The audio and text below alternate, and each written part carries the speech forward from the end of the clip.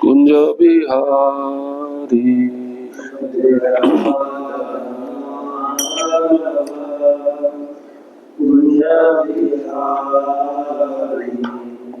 जय गोपीजन वल्लभा गिरिवारधारी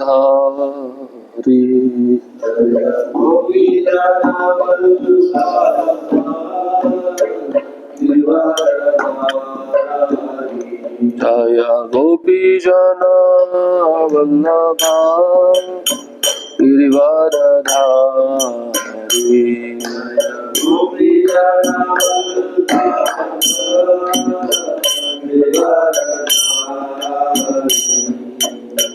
यशोदानंदन व्रज जन रंजन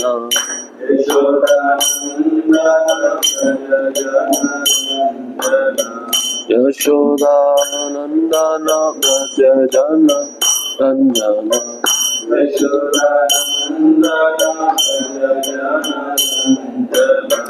यमुना तीरा वनचारी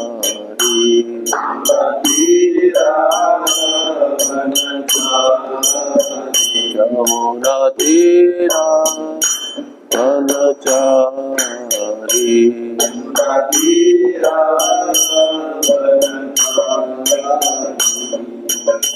हरे कृष्णा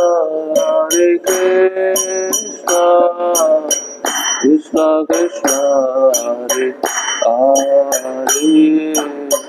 हरे राम राम राम हरे हरे हरे कृष्णा कृष्ण कृष्ण हरे राम राम राम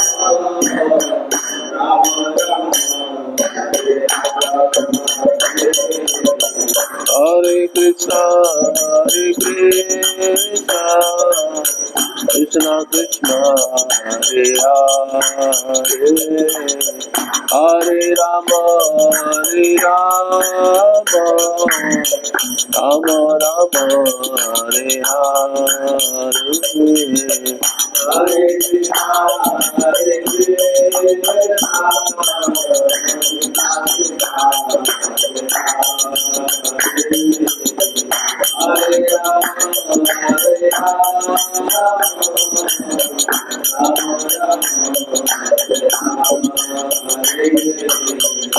जय राधा श्याम सुंदर राधा श्याम सुंदर राधे जय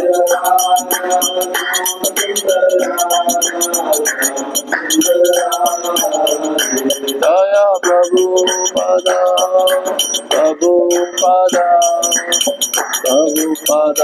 शिल प्रभु पदा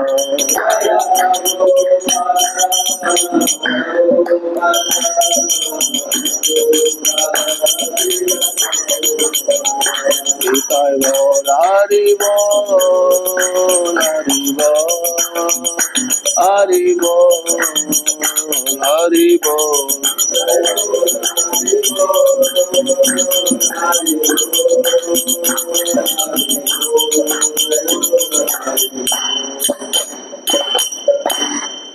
श्री राधा श्याम सुंदर जी की जय, श्री प्रभुपाद की जय, समवेत गौर भक्तवृंद की जय।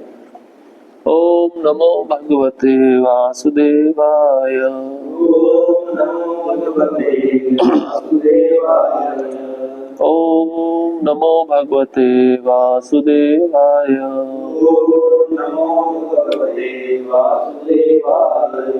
ओम नमो भगवते वासुदेवाय।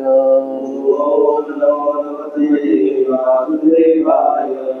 नारायणं नमस्कृत्यं नरं चैव नरोत्तमं देवीं सरस्वतीं व्यासं ततो जयमुदीरये। नष्टप्रायेष्व भद्रेषु नित्यं भागवत सेवया भगवती उत्तम श्लोके भक्तिर्भवति नैष्टिकी कृष्णाय वासुदेवाय देवकी नंदनाय च नंदगोपकुमाराय गोविंदाय नमो नमः। ग्रंथराज श्रीमद् भागवतम स्कंद पहला अध्याय क्रमांक 12 श्लोक क्रमांक 25। द्वितीया बलि समाकृष्णे प्रह्लाद इव सद्ग्रह आहार्तेषु अश्वमेधानां वृत्तानां परिपासकः धृत्या बलि समः कृष्णे प्रह्लाद इव सद्ग्रह आहर्तेषु अश्वमेधानां वृत्तानां परिपासकः धृत्या बलि समः कृष्णे प्रह्लाद इव सद्ग्रह आर्तेषु अश्वमेधानां वृत्तानां परिपासकः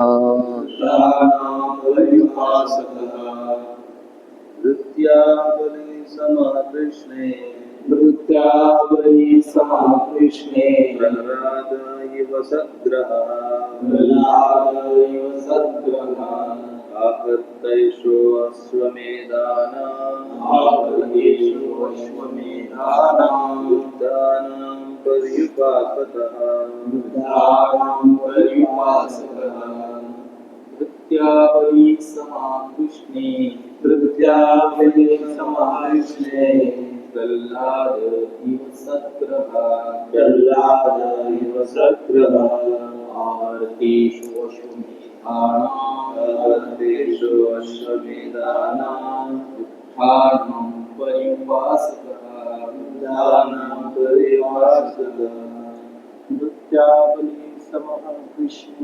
धृत्या बलि समाकृष्णे प्रह्लाद इव सद्ग्रह आहर्तेषु अश्वमेधानां वृत्तानां परिपासकः धृत्या बलि समाकृष्णे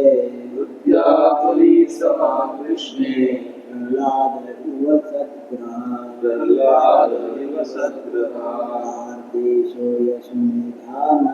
आहर्तेषु अश्वमेधानां परिपासकः। शब्दार्थ धृत्या धैर्य से, बलि समः बलि महाराज के समान, कृष्णे भगवान कृष्ण के प्रति, प्रह्लाद महाराज, इव सदृश, सतग्रह भक्त, आहर्ता संपन्न करने वाला, एषः यह बालक, अश्वमेधानाम अश्वमेध यज्ञों का, वृद्धानाम वृद्ध तथा अनुभवी व्यक्तियों का, पर्युपासकः अनुयायी। तात्पर्य अनुवाद और तात्पर्य जगत गुरु शिल प्रभुपाद द्वारा शिल प्रभुपाद की जय। अनुवाद।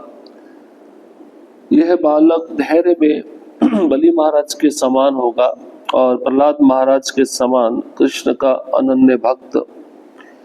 यह अनेक अश्वमेध यज्ञों को संपन्न करने वाला तथा वृद्ध एवं अनुभवी व्यक्तियों का अनुयायी होगा। तात्पर्य। बलि महाराज ये भगवान की भक्ति के 12 अधिकारियों महाजनों में से एक हैं। ये भक्ति के अधिकारी महान इसलिए बने क्योंकि भगवान को प्रसन्न करने के लिए इन्होंने सर्वस्व न्यौछावर कर दिया था और अपने तथाकथित गुरु से संबंध विच्छेद कर लिया था। क्योंकि गुरु ने भगवान की सेवा में सर्वस्व न्यौछावर करने में बाधा उत्पन्न की थी। धार्मिक जीवन की सर्वोच्च सिद्धि बिना किसी कारण के या किसी प्रकार के सांसारिक व्यवधान के भगवत भक्ति की अहेतुकी अवस्था प्राप्त करना है। बलि महाराज भगवान को प्रसन्न करने के लिए सर्वस्व त्याग देने के लिए कृत संकल्प थे और उन्होंने किसी प्रकार की अड़चन की परवाह नहीं की। ये भक्ति के अन्य प्रामाणिक अधिकारी महाजन प्रहलाद महाराज के पौत्र थे। बलि महाराज तथा विष्णु वामन देव के साथ उनके व्यवहार की कथा श्रीमद् भागवत के 8वें स्कंद अध्याय 11 से लेकर 24 में वर्णित है। प्रहलाद महाराज वे भगवान कृष्ण के परम भक्त थे। अभी वे केवल 5 वर्ष के ही थे कि उनके पिता हिरण्यकशिपु ने भगवान का अनन्य भक्त होने के लिए उन्हें कठोर दंड दिया। वे हिरण्यकशिपु के प्रथम पुत्र थे और उनकी माता का नाम कयाधु था। प्रहलाद महाराज महाभागवत थे क्योंकि उनके पिता का वध भगवान नरसिंह देव ने किया था। इससे दृष्टांत प्रस्तुत हुआ कि यदि भक्ति मार्ग में पिता बाधक बने तो उसे भी भक्ति के पथ से दूर कर देना चाहिए। उनके 4 पुत्र थे। सबसे बड़े पुत्र विरोचन के पुत्र रूप में बलि महाराज हुए, जिनका वर्णन ऊपर किया गया है। प्रहलाद महाराज के कार्यकलापों का वर्णन श्रीमद् भागवत के 7वें स्कंद में मिलता है। ओम अज्ञानतिमिरन्धस्य ज्ञानाञ्जनशलाकया चक्षुरुन्मीलितं येन तस्मै श्रीगुरवे नमः। श्रीचैतन्यमनोभीष्टं स्थापितं येन भूतले स्वयं रूपः कदा मह्यं ददाति स्वपदान्तिकम्।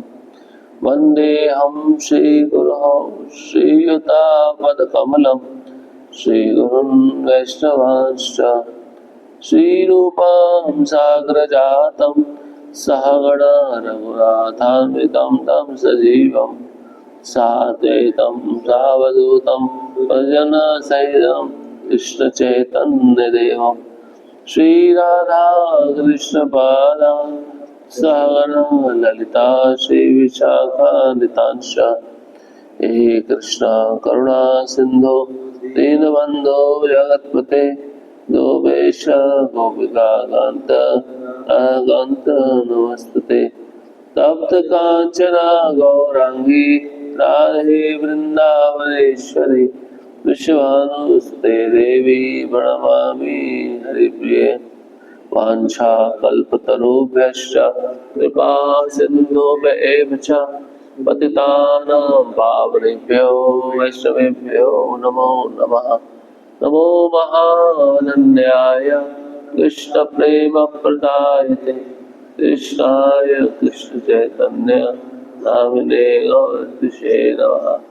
नमः ओं विष्णुपादाय कृष्णपृष्ठाय भूतले श्रीमते भक्तिवेदांत स्वामिनिति नामिने।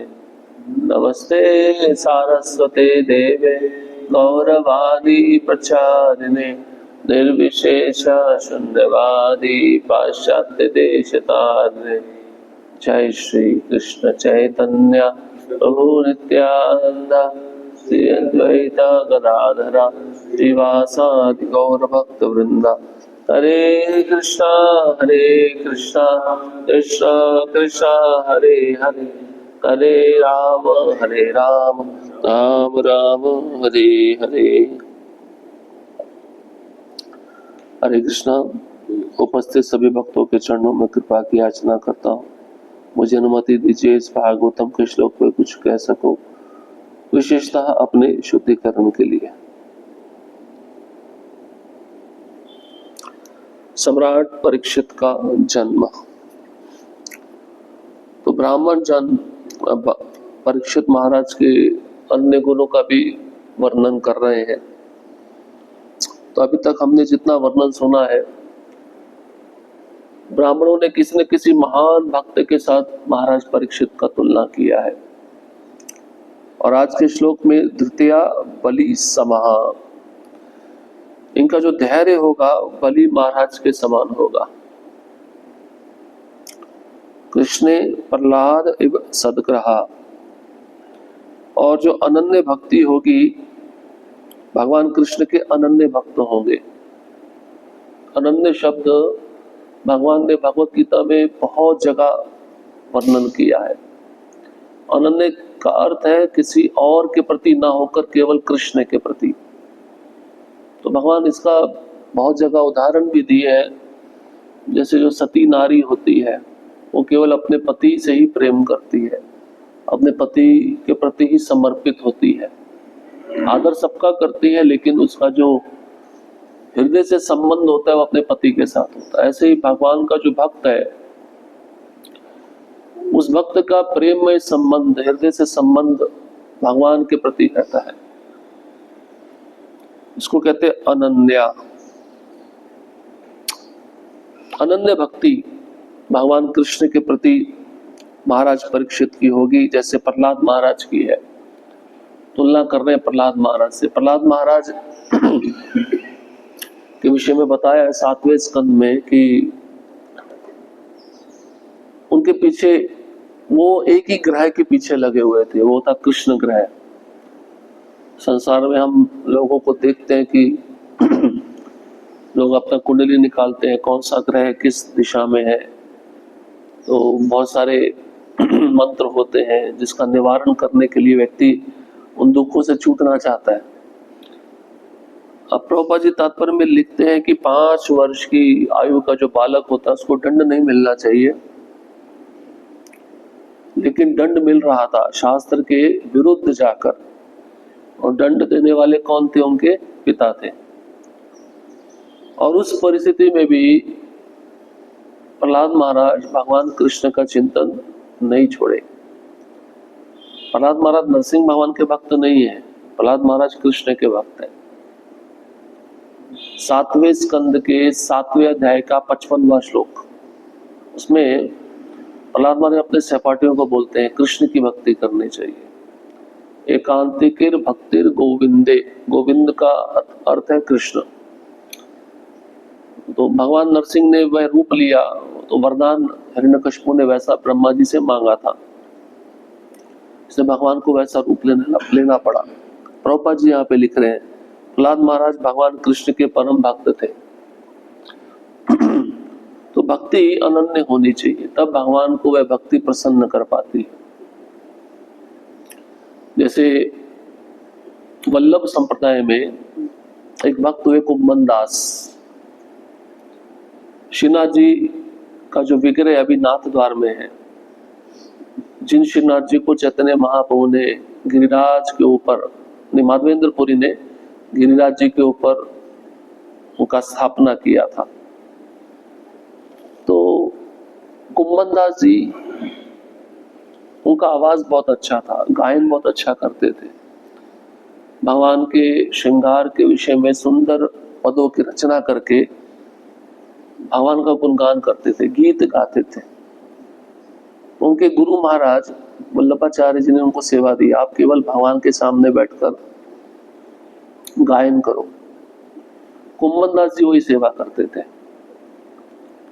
और उनकी अपनी खेती थी, थोड़ा खेती करते थे, जो भी खेती से अन्न उगता था उसको भगवान की कृपा समझकर ग्रहण करते थे। एक दिन क्या होता है, उनके गुरु महाराज वल्लभाचार्य उनको विग्रह देते हैं, वो विग्रह की सेवा करते हैं। और विग्रह कौन से होते हैं? श्रीनाथ जी होते हैं। वो कहते हैं यही आपके प्राण हैं, यही आपके सब कुछ है, आपको जीवन भर इनका सेवा करना है। और भगवान उनकी सेवा से बहुत प्रसन्न थे। किनकी सेवा से? कुंभन दास जी की। तो मुगलों का आक्रमण मिलने का सूचना कुंभन दास जी को मिलता है कि मुगल आने वाले हैं और मंदिरों को तोड़ देंगे, इसलिए अब भगवान को यहाँ से लेकर चलना चाहिए। तो कुंभन दास जी के साथ अन्य 2-3 भक्त थे। कुंभन दास जी उनके साथ चर्चा करने लगे भक्तों को, भगवान को कहाँ लेके जाए, ऐसी कौन सी जगह सुरक्षित है जहाँ पे उनको लेके जाए, जहाँ पे ये मुगल लोगों को नुकसान ना पहुंचा सके। तो भक्त इतने शुद्ध थे तो कहने लगे हम आपस में क्यों चर्चा करें, भगवान से ही पूछ लेते हैं। तो भगवान से उन्होंने पूछा, कुंभन दास जी ने, आप कहाँ जाना चाहते हो? तो श्रीनाथ जी बोले मुझे टोंड गांव लेके जाओ। टोंड गांव राजस्थान से पहले एक गांव पड़ता है, पूरा घना जंगल है। तो उस घने जंगल में कोई भी आता नहीं है, तो मुझे वहां पे ले जाके छिपा दो। तो अब विग्रह बड़े थे, उनको कैसे लेके जाएं, भारी भी थे। तो भगवान बोले भैंसा ले आओ। भैंसा तो मराठी में बोलते हैं मशी, को ले आओ, मैं उस पर बैठ के जाऊंगा। भगवान बोल रहे हैं। तो कुंभन दास जी बोले ठीक है, जैसी आपकी आज्ञा। और भगवान बोले जितना भोग बनाया साथ में ले लो, मुझे भूख लगेगी, रास्ते में मैं खा लूंगा। ये अनन्य प्रेम है भगवान का। तो कुंभन दास जी बिठा दिए भैंसे के ऊपर भगवान को, विग्रह को, विग्रह बोलते थे। एक जगह से कुंभन दास जी पकड़े, कहीं भगवान गिरना चाहे, दूसरी जगह से दूसरा भक्त पकड़े। और एक भक्त आगे से रास्ता देख रहे थे, रास्ता ठीक होना चाहिए।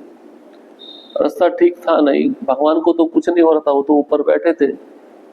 रास्ता बड़ा पथरीला था, कांटों से भरा हुआ था। अब उस रास्ते से चल रहे थे कुंभन दास जी, अन्य भक्त, तो उनका शरीर पे कांटे चुभ रहे थे, पाँव में कांटे लग रहे थे। कांटों के कारण जो वस्त्र था वो भी फट रहा था। बड़ी वेदना हो रही थी, लेकिन वो इसका वर्णन नहीं कर पा रहे थे वे भक्त। तो चलते चलते एक स्थान आया और वहां पे भगवान बोले अभी रुक जाते हैं, ये पे थोड़ा विश्राम करते हैं, हमारा भोजन भी हो जाएगा। तो उस समय सब भोजन लिया था साथ में कुंभन दास जी ने। तो भगवान बोले राजभोग का समय हो गया है, मतलब थाली लगा दो। अब भगवान को भूख ज्यादा लगी थी। भगवान बोले राजभोग के साथ जो बाल भोग लाए वो भी रख दो, संध्या भोग लाए वो भी रख दो। कुंभन दास जी ने सब रख दिया, पर मन में विचार आया अभी तो खा लेंगे, बाद में भूख लगेगी तो कैसे बना के खिला पाएंगे। तो भक्त भी सोच चलो बाद में देख लेंगे, अभी उनकी डिमांड ऐसी है, रख देते हैं। तो सब भोगा रख दिया, भगवान खा रहे थे। और भगवान बोले ठीक है, अभी मैं एकांत में खाना चाहता हूँ, आप दूर जाके छिप जाओ। तो कुंभन दास जी अन्य भक्त छिप गए। अब इनको ऐसा लगा कि भगवान कुछ लीला करना चाहते हैं, तो ये छिप के झाड़ियों के पीछे से देख रहे थे।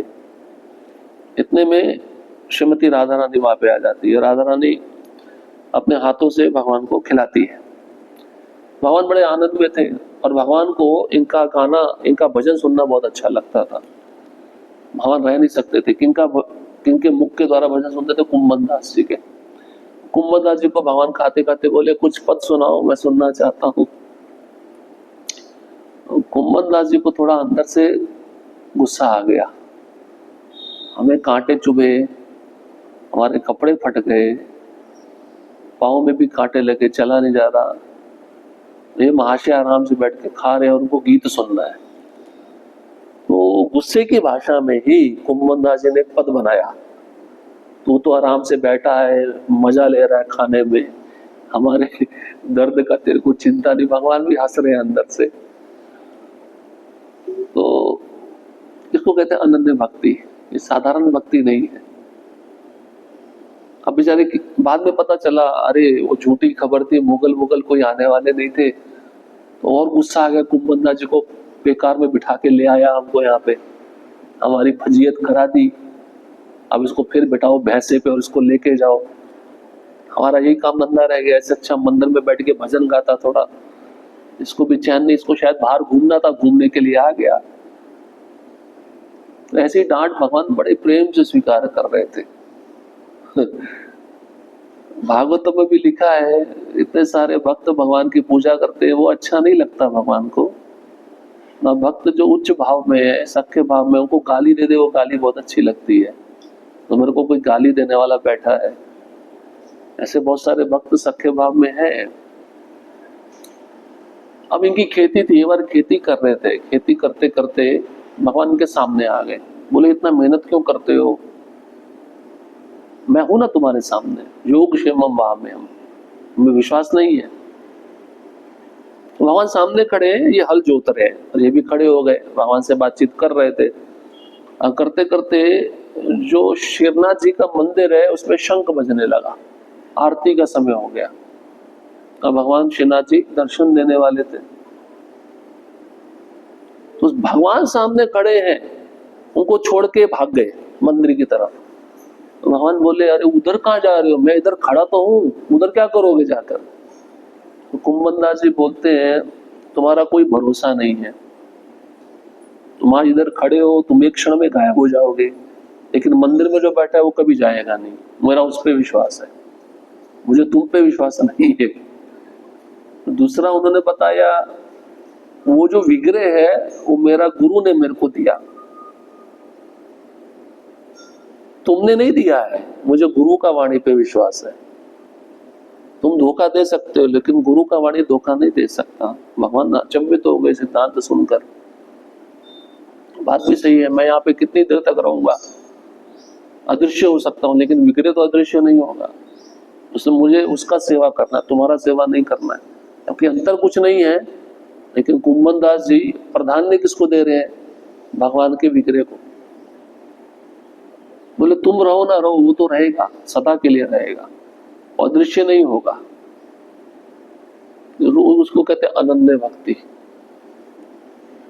ऐसे अनन्य भक्त जो केवल भगवान के सुख के बारे में सोचते हैं। तो ऐसी अनन्य भक्ति परीक्षित महाराज की होगी, जैसी अनन्य भक्ति प्रहलाद महाराज की थी। तो अनन्य भक्त याचना नहीं करता ना, याचना नहीं करता ना कि मेरी रक्षा करो, मुझे आपसे कुछ चाहिए, याचना नहीं करता हो। जैसा भगवान उसके जीवन में परिस्थिति उत्पन्न करते हैं वो वैसे ही रहता है। ये होती है अनन्य भक्ति। भक्तिविनोद ठाकुर कहते हैं कि मेरे जीवन में कितना भी दुख आए, अगर उस दुख में रहकर मैं आपकी सेवा कर रहा हूं, यही मेरे लिए सबसे बड़ा सुख है। दुख तो क्या है, आज है कल नहीं रहेगा। भक्त ऐसे सोचता ना, भगवत गीता में भगवान कहते हैं जो ऋतुएं होती है उसके समान है सुख दुख का आना जाना। इसलिए वो भक्त उस दुख की परवाह नहीं करता है। ब्रह्मा जी भी कहते हैं ना, आपके धाम में आने का अधिकारी कौन है, वही अधिकारी है जो मन से, वाणी से, शरीर से 24 घंटा आपकी सेवा में लगा है। और भाव क्या है, जो दुख मेरे जीवन में आ रहे हैं ये मेरे पूर्व जन्मों के कर्मों का फल है। ज्यादा मिलना चाहिए था लेकिन आपकी दया है, कम मिल रहा है, और मैं आपको छोड़ूंगा नहीं, आपकी सेवा को छोड़ूंगा नहीं। इसको कहते हैं अनन्य भक्ति। तो कई भक्त प्रश्न पूछते हैं, इस यहाँ पे धैर्य शब्द भी आया है। रागानुगा भक्ति तक पहुंचने के लिए धैर्य बहुत जरूरी है। आजकल सबको शॉर्टकट चाहिए, तो बोल सोचते हैं रूप रागानुगा भक्ति शॉर्टकट से बहुत जल्दी मिल जाएगी। नहीं, नहीं मिलेगी आपको। क्यों नहीं मिलेगी? क्योंकि तुम्हारे अनर्थ बहुत हैं। उन अनर्थों को जब आप वैदिक भक्ति के द्वारा नष्ट नहीं करोगे तब तक तुम रागानुगा भक्ति के स्तर पे नहीं आ सकते। और वैदिक भक्ति होती क्या है? शास्त्र के नियमानुसार, गुरु की आज्ञा के नियम अनुसार, उसको वैदिक भक्ति बोलते हैं। और ये नियम क्यों बनाए हैं? हमारे मन को नियंत्रित करने के लिए बनाए हैं, क्योंकि मन अनादिकाल से स्वतंत्र है और हम मन का सुनते हैं। जिस दिन मन और इंद्रियां हमारे वश में हो जाएंगी तो हमको रागानुगा भक्ति के स्तर पर पहुंचने में ज्यादा समय नहीं लगेगा। लेकिन उसमें धैर्य बहुत बड़ी चीज है। प्रभुपाद जी एक लेक्चर में श्रीधर महाराज पूछे थे प्रभुपाद जी को, एक शुद्ध नाम लेने में कितना समय जाता है? प्रभुपाद बोले 35 साल। अगर वो भक्त साधना अच्छे से करे तब, साधना समझते हैं ना, सुबह जल्दी उठकर मंगल आरती जप, वो गंभीरता पूर्वक 35 साल अगर ये करेगा तब ये शुद्ध नाम उसकी जीवा पे आ सकता है। तो 35 साल मतलब धैर्य है या नहीं है? अब यहाँ पे बलि महाराज का धैर्य कितना था? भगवान ने मांगा 3 पग भूमि, पहले छोटे छोटे पांव थे, जब विराट रूप लिया, विशाल रूप लिया, 2 पांव में सब नाप लिया, उनका कोई दोष नहीं था, ऑलरेडी जितना था सब ले लिया। भगवान बोले तीसरा पांव नहीं है, बता कहाँ रखूं? नहीं रखे, नहीं दोगे तो मैं नरक में डालता हूं तेरे को सीधा। उनको नाक पाश पे बांध दिया, उनके हाथ पांव बांध दिए भगवान ने परीक्षा लेने के लिए कि मेरे भक्त में कितना धैर्य होता है। और चुपचाप खड़े हैं, कुछ नहीं बोल रहे, अपनी गलती स्वीकार, अपनी गलती मान रहे हैं। और आप पढ़ेंगे भागवतम तो इतना सुंदर बताया है, बलि महाराज की पत्नी भी भगवान की साइड हो गई, अपने पति की निंदा कर रही है। बहुत अपने आप को बड़ा मानता था, दानी मानता था, तेरा दान निकल गया, अब तेरे पास जो कुछ है वो कुछ भी नहीं रहेगा, मृत्यु के समय तो सब छोड़ना ही पड़ेगा। ये उनकी पत्नी बोल रही है। आप पढ़िए श्लोक, गुरु साथ नहीं रहा, गुरु ने श्राप दे दिया, तेरी धन संपदा सब चली जाएगी क्योंकि तू मेरी आज्ञा का पालन नहीं कर रहा। प्रभुपाद जी तात्पर्य में लिखे, एक तो गुरु ने श्राप दे दिया, पत्नी छोड़ के चली गई, छोड़ के मतलब भगवान के पक्ष में चली गई। कोई बलि महाराज के साथ में खड़ा नहीं है और कोई दोष भी नहीं है उनका, जितना था तब तो ले लिया, अब जो नहीं है अब क्या दूं? चुपचाप खड़े रहे, हाथ बंधे पांव बंधे। उस समय प्रहलाद महाराज आ जाते हैं। प्रहलाद महाराज को बहुत प्रिय है बलि महाराज, उनके पोते हैं। अब आंखों से आंसू आने लगते हैं बलि महाराज के। वर्णन है बलि महाराज क्यों रोते हैं? बोले मैं अपने दादा को प्रणाम नहीं कर पा रहा, भगवान ने मेरे हाथ बांध दिए, इन्होंने मेरे को भक्ति की शिक्षा दी है। दोनों महाजन है, बलि महाराज भी महाजन है, प्रहलाद महाराज भी महाजन है। तभी तो शुक्राचार्य की अवज्ञा की है बलि महाराज, वो भक्ति ही कर सकता है, कोई कर्मकांडी होता नहीं। नहीं, मेरे गुरु सही बोल रहे हैं, कुछ भी देना नहीं है, विष्णु को पास में रखना है अपने। भक्त ही सब कुछ भगवान को समर्पित कर सकता है, और देकर भी वो ऐसा नहीं प्रचार नहीं करता मैंने इतना दे दिया, मेरा नाम होना चाहिए। वो रो रहे हैं, क्यों रो रहे हैं? कि मैं अपने दादा को प्रणाम नहीं कर पा रहा, मेरे गुरु यही है।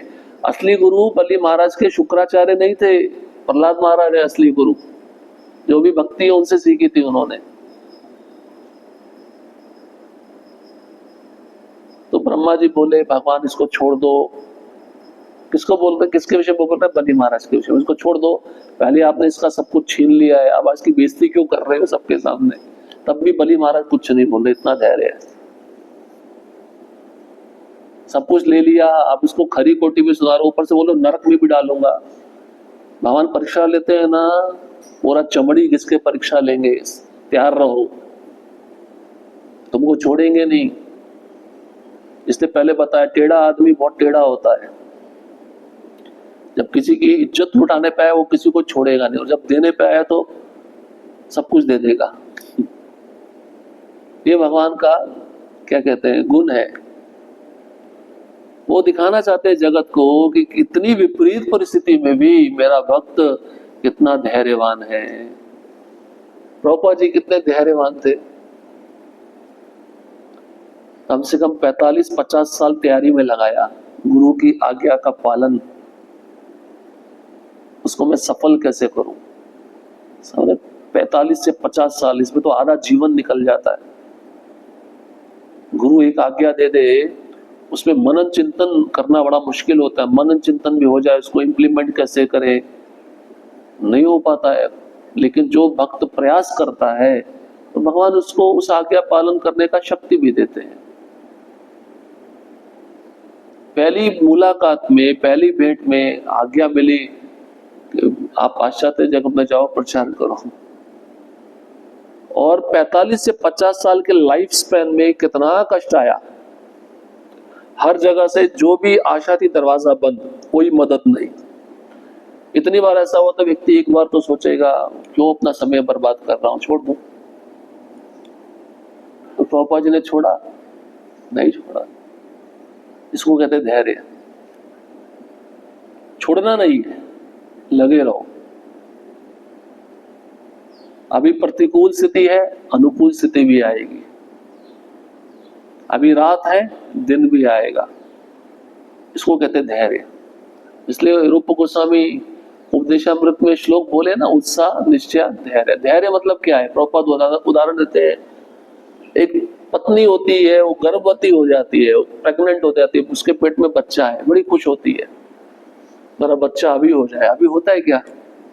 नहीं होता ना। कितना समय तक इंतजार करना पड़ता है उसको? 9 महीना। 9 महीने बाद जब बच्चा आता है कितनी खुश होती है। इसको कहते धैर्य।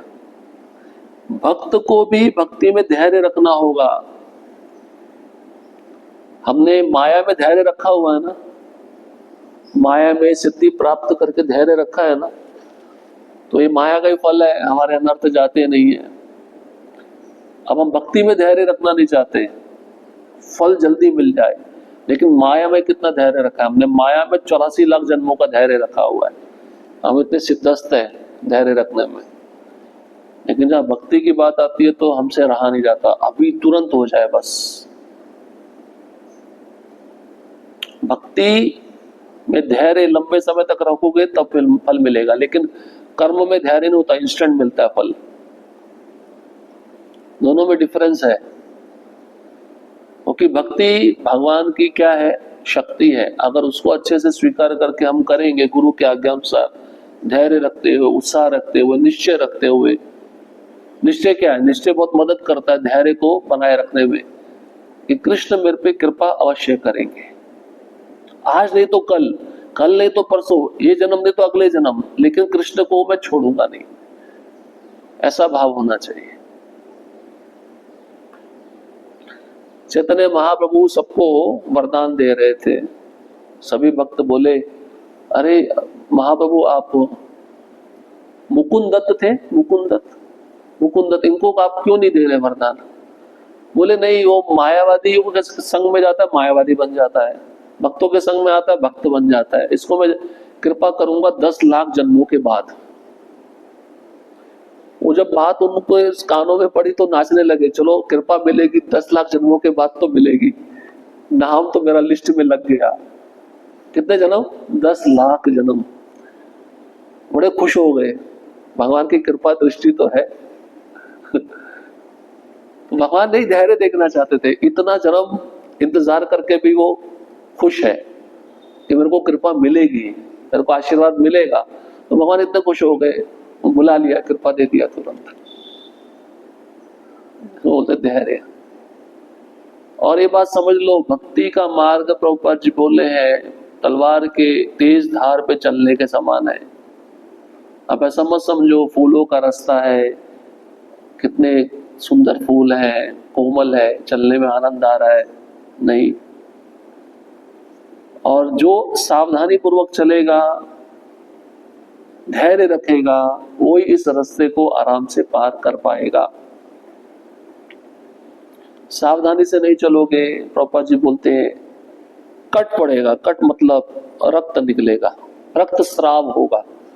और रक्त स्राव का मतलब है पुनः जन्म मृत्यु के चक्र में प्रवेश। निर्णय हमको लेना है, इसलिए भक्ति में धैर्य होना चाहिए। अब कई भक्त पूछते प्रभु जी, हमारा पहले 50 साल बीत गया है, अभी इतना समय बीत गया, अभी हम क्या करें? ठीक है, जितना समय बीता है। खटवांग महाराज का उदाहरण सुनो। खटवांग महाराज तो एक क्षण में भगवत धाम चले गए। देवताओं से उन्होंने पूछा मेरी आयु कितनी बची है? बोले एक क्षण। अयोध्या में आए, भगवान राम का चिंतन करने लगे, भगवत धाम एक क्षण में। खटवांग महाराज एक क्षण में जा सकते हैं, तो हमारे पास तो समय है, इसके लिए हमें गंभीरता थोड़ी और दिखानी होगी, मॉर्निंग प्रोग्राम को और सीरियसली लेना होगा। कितना कठिन होता है या नहीं है? इसलिए मन को समझाना बहुत जरूरी है। और जब धैर्य रखेंगे ना, अनन्य भक्ति अपने आप आ जाएगी। दोनों को निधर बताए, पेशेंस होना चाहिए। इंग्लिश में बोलता है ना पेशेंस, ठहराव करो। वही भक्ति में चाहिए। संसार के लोग भौतिक वस्तु को पाने में कितना धैर्य रखते हैं, रखते नहीं रखते। मैं भक्तों की उदाहरण बताता हूँ। एक भक्त था, उसको ऑस्ट्रेलिया में जॉब चाहिए था। तो उसको किसी ने बताया गिरिराज की दंडवती परिक्रमा करो, तुम्हारा वीजा लग जाएगा, तुम्हारा जॉब भी लग जाएगा। उसने किया, मर जाएगा कट जाएगा लेकिन करने का है। उसने किया दंडवती परिक्रमा करने में 7 दिन जाता है। तो इतना जिसको आदत नहीं है ना, एक दिन लगाएगा दंडवत तो ये सब दर्द होने लगता है रात में। फिर जहाँ पे रोका है तो अगले दिन वहां से दंडवती फिर शुरू करना बड़ा मुश्किल होता है। वो दंडवती लगा ये घुटने छिल जाते हैं, ये कोनी छिल जाती है। किसके लिए? ऑस्ट्रेलिया में जाने के लिए। यहाँ पे तो क्या बोलेंगे, ऑस्ट्रेलिया में जाकर डॉलर कमाने का, वहां पे शादी करने का, वहां पे रहने का, पैसा कमाने का। उसके लिए गिरिराज जी की दंडवती परिक्रमा, कितना धैर्य है। भौतिक सुख पाने में हम कितना धैर्य दिखाते हैं, लेकिन जहाँ पे आध्यात्मिक सुख की बात आती है, अभी मिल जाए नहीं मिलेगा। आज बड़ा खुश है। मैं सोच रहा था ये खुशी कब तक रहेगी। खुशी तो ज्यादा समय संसार में बनाई नहीं गई, इसलिए भगवान क्या बोलते, दुखालयम अशाश्वतम। आज तुम खुश हो, कल तुम्हें दुखी रहने के लिए भी तैयार होना होगा। ऐसा मत समझो ये खुशी शाश्वत है और हमेशा मेरे साथ में रहेगी। हाँ, भगवत धाम में होते तो वहां पे आनंद शाश्वत है, वहां पे तो दुख का नामो निशान नहीं है। इसलिए ऐसे भक्त उस दुख को सहने के लिए भी तैयार होते थे, और इस ऐसे भक्तों को अनन्य भक्त बोला गया है। जब भगवान ने सब परीक्षा ली बलि महाराज को, क्या दिया बदले में जानते हैं आप? क्या दिया? सुतल लोक दिया। सुतल लोक में इंद्र से भी ज्यादा फैसिलिटी है। इंद्र के पास जो नहीं है सुतल लोक में दे दिया। स्वर्ग ऊपर है, सुतल लोक नीचे है। और भगवान बोले मैं पहरेदार बन के खड़ा रहूंगा। और बताओ, मैं तुम्हारे लोक के बाहर पहरेदार बन के खड़ा रहूंगा, रखवाली करूंगा। रावण आया था सुतल लोक में बलि महाराज से लड़ने के लिए। वामन भगवान ने एक उठा के मारा रावण को, रावण लंका में जाके गिरा। भगवान दरवाजे के बाहर खड़े होकर पहरेदारी दे रहे हैं बलि महाराज के लिए। क्यों? भक्ति में कितना धैर्य था उनका। और भगवान तीसरा वरदान दिए, जब तुम चाहोगे मैं तुमको दर्शन देने आ जाऊंगा, तुमको आने की जरूरत नहीं है। हम जाते हैं ना दर्शन करने, भगवान बोले तुम्हें आने की जरूरत नहीं है, मन में इच्छा कि मैं आ जाऊंगा तुम्हारे सामने। बोलो, तीसरा वरदान कौन है? प्रहलाद महाराज के पोते हैं बलि महाराज।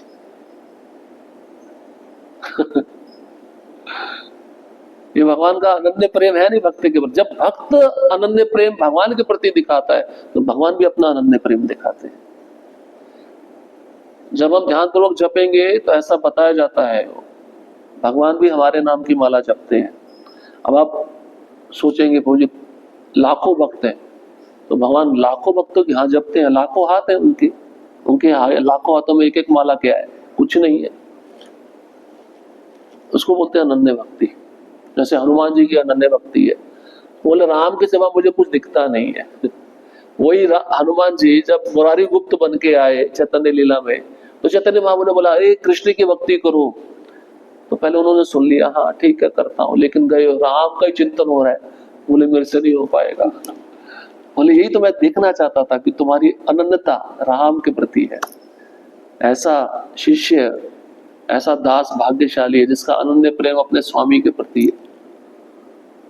मैं चाहकर भी राम को भुला नहीं पा रहा। आप मेरे को बोलते हो कृष्ण को याद करो, मैं राम को नहीं भुला पा रहा, जबकि अंतर कुछ नहीं है। अनन्य मतलब अरे उसको कुछ और दिखता ही नहीं है, अपना इष्ट ही दिखता है हर जगह, वो प्रेम उसी से करता है। इसको कहते हैं अनन्यता। वो किसी के पास जाएगा भी नहीं। और वो उसका इष्ट उसको किस हालत में रखे वो भी उसको परवाह नहीं। इसको बोलते हैं अनन्यता। अनंतता आनी चाहिए भक्ति में। कृष्ण मेरे, मैं कृष्ण का हूं, मुझे और कुछ नहीं दिखता है। गोपियों की अनन्यता देखिए किस स्तर पे है। गोपियां एक क्षण भी रह नहीं सकती थी। गोपियों की अनन्यता विष्णु के प्रति भी नहीं है, कृष्ण के प्रति है। कृष्ण 4 भुजा बनाकर लेट गए परीक्षा लेने के लिए, गोपी आई हो, प्रणाम नारायण जी प्रणाम। कृष्ण को कहीं देखा है?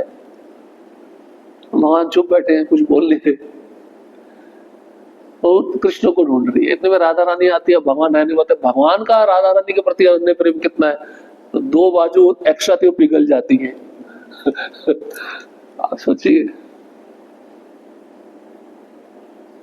जब तक अनन्य मतलब ये मेरे हैं, मुझे इनकी संतुष्टि के लिए सब कुछ करना है, चाहे मेरा शरीर का हालत कैसा भी हो।